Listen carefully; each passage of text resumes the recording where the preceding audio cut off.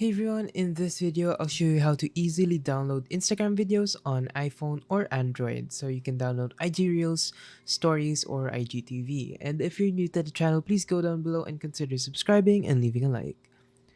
So first things first, just find the post or the video you actually want to download. So here I have what I want to download right here.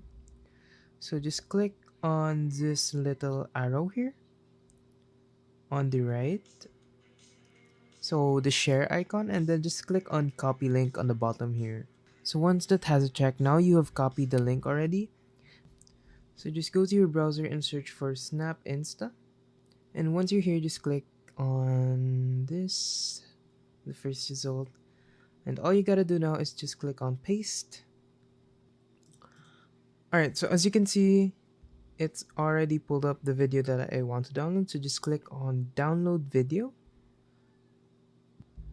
And if you could just go to your downloads here, you can see that it's already saved, and there it is, full quality with no watermarks at all.